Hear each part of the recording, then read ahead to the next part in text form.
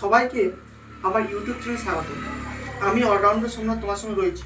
তোমাদের অনেক কমেন্ট আসছে যে ক্লাস 9 যে তাপ চ্যাপ্টারটা বহুজন বুঝতে পারছো কীভাবে পড়ানো উচিত, তোমরা অনেক জায়গায় সমস্যা হচ্ছে, কিন্তু এখানে কোনো সমস্যা নেই। তাপ খুব একটা সোজা চ্যাপ্টার, আমি পড়াবো, বুঝতে পারবে, ম্যাথামেটিক্যাল কীভাবে অঙ্কগুলো করবে সবই বোঝানো হবে। আমাদের তাপের বহুত ভাগ আছে।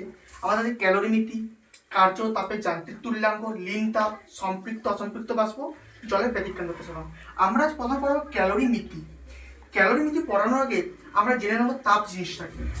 আগে বুঝাচ্ছি, ডেফিনেশন সহ সব লিখে দেবো এখানে, চাপের কিছু নেই। তোমরা সবাই জানো তাপ হচ্ছে এক প্রকার শক্তি। তাপ তো কোনো কেউ দিতে পারে না, সূর্যের থেকে আছে, অর্থাৎ কি তাপ হচ্ছে এক প্রকার শক্তি। শক্তিকে যদি কেউ গ্রহণ করে, কেউ উত্তপ্ত হবে, কেউ বর্জন করলে শীতল হবে। এটা তাপের প্রধান বৈশিষ্ট্য। তাহলে আমরা সংজ্ঞা অনুযায়ী তাপের লিখবো, তাপ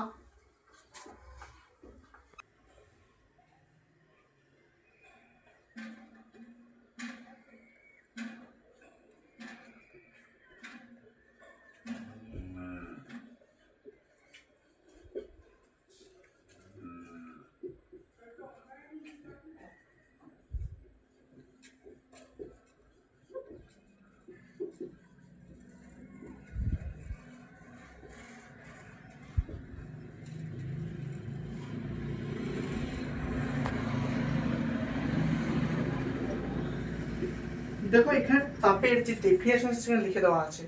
তাপ এক প্রকার শক্তি যা গ্রহণ করলে বস্তু উত্তপ্ত হয় এবং বর্জন করলে শীতল হয়। ভাবো, একটা বরফ রাখা আছে, বরফকে যদি আমরা রোদে রেখে দিই, সূর্যের তাপে সেটা জলে পরিণত হলো।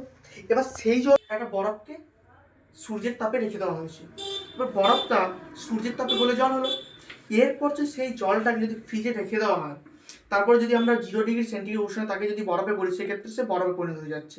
এক্ষেত্রে কী হচ্ছে, প্রথমে যখন সূর্যের কাছে রেখেছিল তখন সে তাপ গ্রহণ করেছিল, সে জলে পরিণত হয়েছিল। দ্বিতীয় ক্ষেত্রে জলটা বরফ পরিণত হচ্ছে, অর্থাৎ কি, এক্ষেত্রে সে তাপ বর্জন করছে। বস্তুর ক্ষেত্রে, তাপের ক্ষেত্রে দুটো হয়, বস্তু গ্রহণ করবে, না হয় বর্জন করবে। যেটা এখানে লিখে দেওয়া হয়েছে, তাপ এক প্রকার শক্তি যা গ্রহণ করলে বস্তু উত্তপ্ত হয় এবং বর্জন করলে শীতল হয়।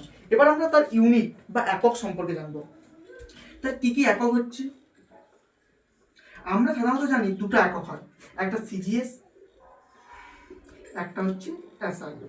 সিজিএসটা তোমরা জানো তো, সেন্টিমিটার, গ্রাম, সেকেন্ড। এসআই ইন্টারন্যাশনাল সিস্টেম যেটা হয়।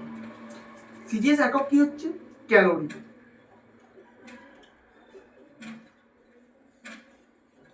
আর এসআই কি হচ্ছে, জুল। ক্যালোরি কার একক ছিল কেউ বলতে পারবে?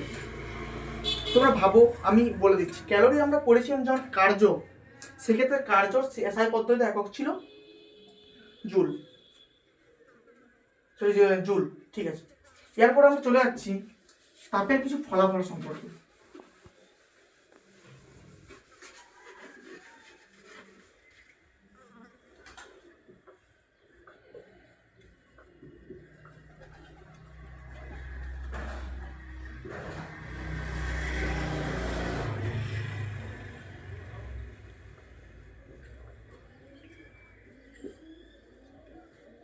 এক নম্বর হচ্ছে অবস্থার পরিবর্তন, দুই নম্বর হচ্ছে উষ্ণতার পরিবর্তন, তিন নম্বর হচ্ছে আয়তন পরিবর্তন।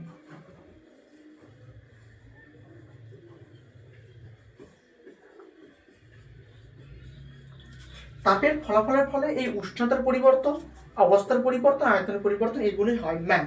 এছাড়া হয় রাসায়নিক পরিবর্তন, চৌম্বকীয় পরিবর্তন, এগুলো হয়। এবার আমরা প্রথমে জানছি অবস্থার পরিবর্তন। অবস্থার পরিবর্তন ক্ষেত্রে আমি বললাম যে বরফকে সূর্যের তাপে রেখে দেওয়া হয়, কোলে জলে পরিণত হয়। দ্বিতীয় ক্ষেত্রে কি করা হয়, যদি তাকে ফ্রিজে রাখা হয়, সেটা কঠিন পরিণত। এটা হচ্ছে অবস্থার পরিবর্তন। উষ্ণতার পরিবর্তন কি, কোনো একটা বস্তুতে তাপ দেওয়া হচ্ছে, বস্তুতে গ্রহণ করছে, গরম লাগছে। ভাবো, একটা গ্লাস নেওয়া হয়েছে, সেই গ্লাসটা এক গ্লাস জল নেওয়া হলো এবং তাকে কোনো একটা বড় পলহার সাহায্যে গরম করা হলো, চলছে গরম। এটা হচ্ছে উষ্ণতার পরিবর্তন।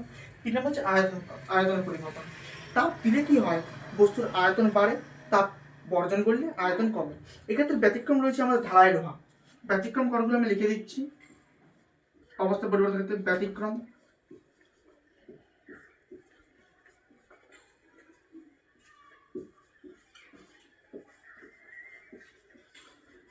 ইত্যাদি আরো অনেক কিছু রয়েছে। এরপরে আমরা যাচ্ছি তাপের জিনিস সম্পর্কে। তাপের এবার মূল জিনিস হচ্ছে এটা হচ্ছে আপেক্ষিক তাপ।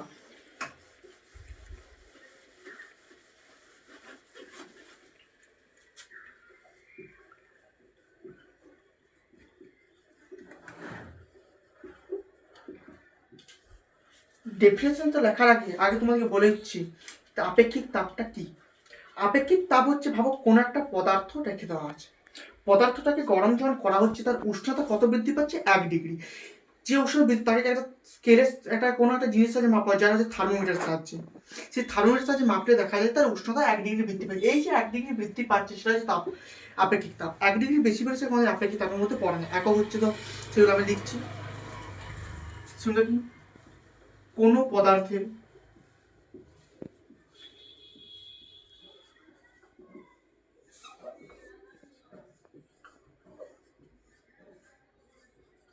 একটা সংখ্যায় লিখতে হবে, কথায় লিখে চলবে না।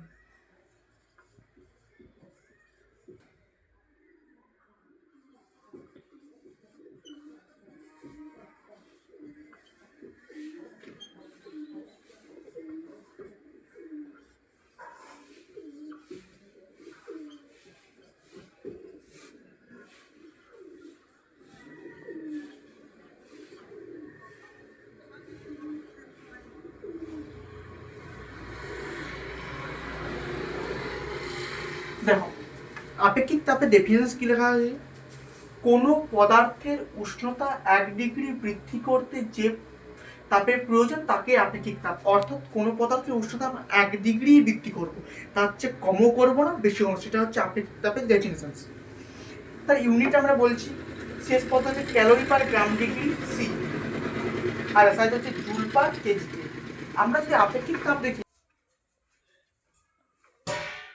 দেখো আমি এখানে আপেক্ষিক তাপের ডেফিনেশনটা লিখেছি, কি লেখা আছে, কোনো পদার্থের উষ্ণতা 1 ডিগ্রি বৃদ্ধি করতে প্রয়োজনীয় তাপকে আপেক্ষিক তাপ বলে। অর্থাৎ কোনো পদার্থ কতটা উষ্ণতা বৃদ্ধি পাচ্ছে সেটা থার্মোমিটার সাহায্যে পরিমাণ করে দেখা হয়।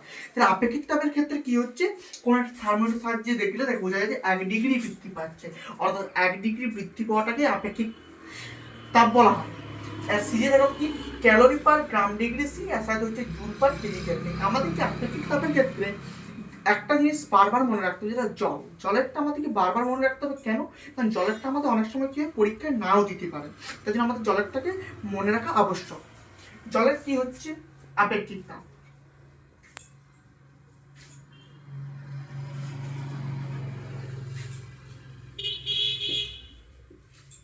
সিজিএস একটা হয়, সিএস কি 1 calorie per gram degree C, আর এসআইটি হচ্ছে 4200 জুল পার কেজি কেলভিন।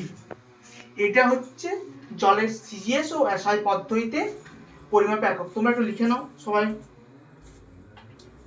যখন ক্লাস করাবো সবাই খাতা নিয়ে বসবে, কারণ তোমরা অনেকে ভাবো ইউটিউবে ক্লাসে খাতা নিয়ে দেওয়ার দরকার কেন, কিন্তু দরকার। অনেক ক্ষেত্রে কি হয়, অনেক যেখানে ভালো ভালো জিনিস দেওয়া হয় যেগুলো অনেক ক্ষেত্রে পাওয়া যায় না, তার জন্য তোমাদের অনেক সময় কি হয় খাতায় লিখে দেওয়া সব থেকে ভালো।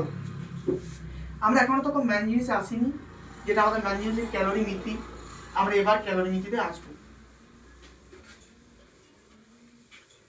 আর একটা জিনিস বলতে ভুলে যাচ্ছি, যেটা হচ্ছে আপেক্ষিক তাপকে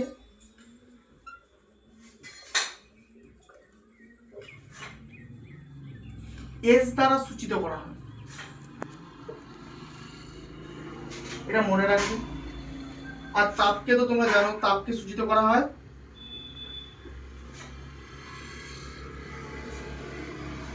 অনেককে কি লেখে কিউ দিয়ে সূচিত করে, কিউ দ্বারা সূচিত করারও ঠিক, কেউ এইচ দ্বারা করে, এটাও ঠিক।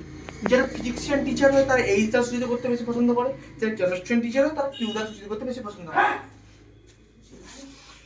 এবার ক্যালোরি মিতি, যেটা আমাদের মূল জিনিস, সেখানে আমরা পৌঁছে যাচ্ছি।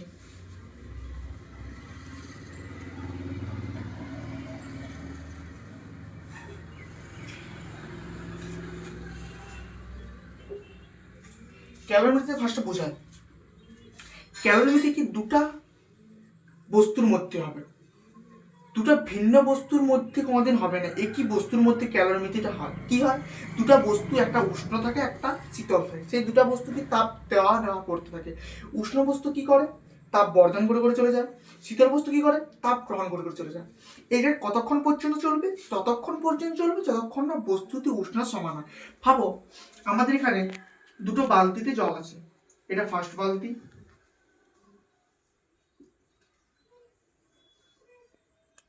এক নাম্বার, আমি ভালো ছবি আঁকতে পারি না,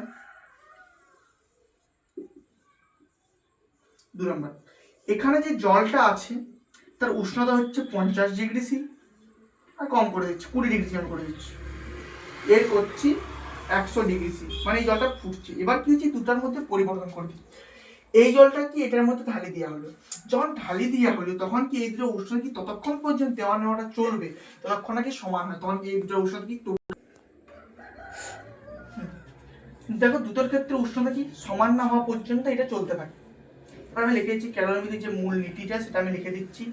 ক্যালোরিমিটার মূল নীতিতে মাত্র 2 নাম্বার পড়ে, 2 নাম্বারের ক্ষেত্রে একটা লেখাবো, 1 নাম্বার পড়লে আরেকটা লিখবো।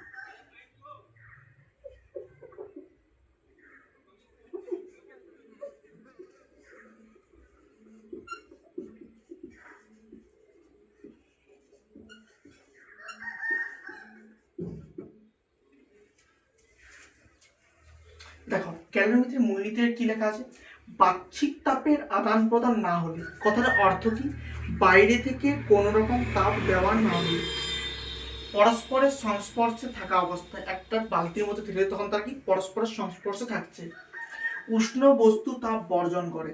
বলেছি তো যে বস্তুটার উষ্ণতা বেশি থাকবে সে সবসময় তাপ বর্জন করে, এবং শীতল বস্তু তাপ গ্রহণ করে, শীতল বস্তু তাপ গ্রহণ করে চলছে। এই তাপের আদান প্রদান ততক্ষণ পর্যন্ত চলবে যতক্ষণ না বস্তুটি উষ্ণতা সমান হয়, এবং এই তাপটা ততক্ষণ তার দেওয়া নেওয়া করবে যতক্ষণ না বস্তুটি উষ্ণতা সমান, অর্থাৎ যদি 100°, তখন দুটাই কি 50-50 যতক্ষণ না পৌঁছে আসবে, কেউ কম থাকবে না কেউ বেশি থাকবে না। এটা অর্থাৎ কি হচ্ছে, উষ্ণ বস্তু কর্তৃক বর্জিত তাপ সমান শীতল বস্তু কর্তৃক গৃহীত তাপের সমান হচ্ছে। যদি তোমাদের 2 নাম্বার পড়ে তোমরা এত এইখান থেকে এত পর্যন্ত লিখবে, 2 নাম্বার পড়লে পুরোটা। আর যদি শুধু 1 নাম্বার পড়ে তাহলে এইখানটা থেকে এত পর্যন্ত লিখবে, এটা 1 মার্কসের জন্য পুরোটা এইটা, আর 2 মার্কসের জন্য পুরোটাই হলো, এর 2 মার্কসের জন্য পুরোটা লিখতে হবে হলো। এরপর দেখাচ্ছে কোথায় কোনটায় কি জিনিস লিখতে হবে।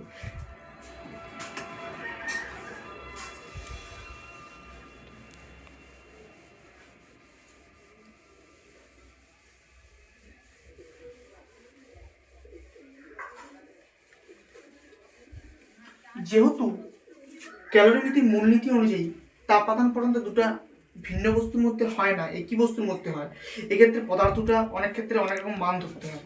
কি হয় এক্ষেত্রে চূড়ান্ত উষ্ণতার কথা থাকে, চূড়ান্ত উষ্ণতার কোনটা হচ্ছে যেটাকে ধরা হয় টি দ্বারা সূচিত করে, চূড়ান্ত যেটা উষ্ণতা, চূড়ান্ত উষ্ণতা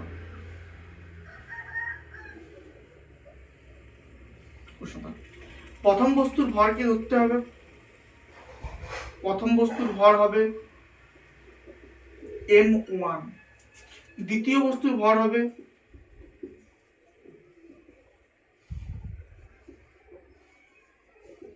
m2, প্রথম বস্তুর আপেক্ষিক তাপ হচ্ছে S1, দ্বিতীয় বস্তুর আপেক্ষিক তাপ হচ্ছে S2। এবার প্রথম বস্তুর উষ্ণতা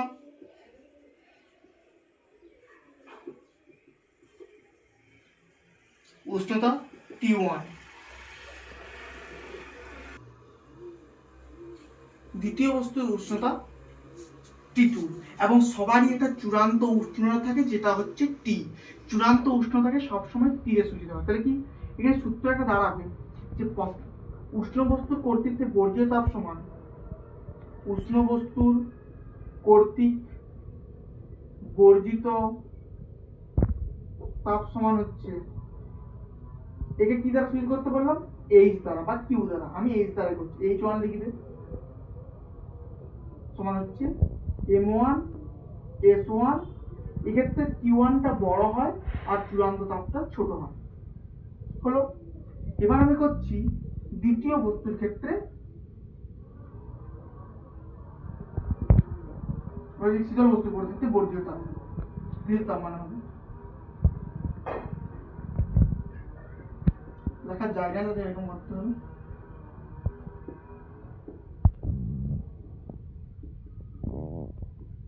এটা কি H2 দ্বারা সূচিত। চূড়ান্ত উষ্ণতা বড় হয় আর যে স্বাভাবিক সাথে ছোট হয়, এই সূত্রটা বুঝতে পেরে গেছো? গুড।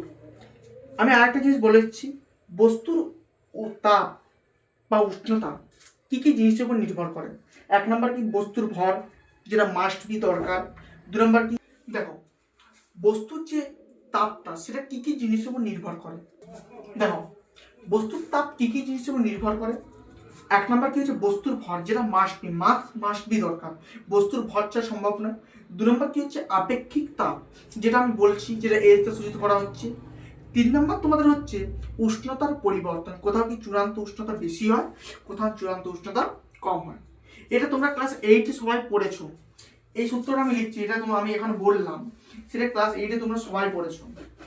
আশা করি সবাই এগুলো সব লেখা হয়ে গেছে। সবাই তোলো, না তুললে মনে রাখার ক্ষেত্রে খুব সমস্যা হয়। কেউ রাখতে পারলে ভালো, কিন্তু সবসময় লিখে রাখাটাই ভালো। যেটা আমি তোমাদের বলছিলাম, যে কি উষ্ণতার ক্ষেত্রে হয়, শুধু উষ্ণতা যেটা হয়, যে তোমরা ক্লাস 8 এ পড়েছো, যদি কেউ ভালোভাবে পড়ে থাকো তার নিশ্চয়ই মনে থাকবে, MS T2 বিযুক্ত T1। এটা তোমরা সবাই ক্লাস 8 এ পড়ে রেখেছো, এটা আমার আশা করি আর বলতে হচ্ছে না। এরপর আমরা চলে যাব ম্যাথামেটিক্যাল অঙ্কে। এই ক্যালোমিটির অঙ্কগুলি কিভাবে করব।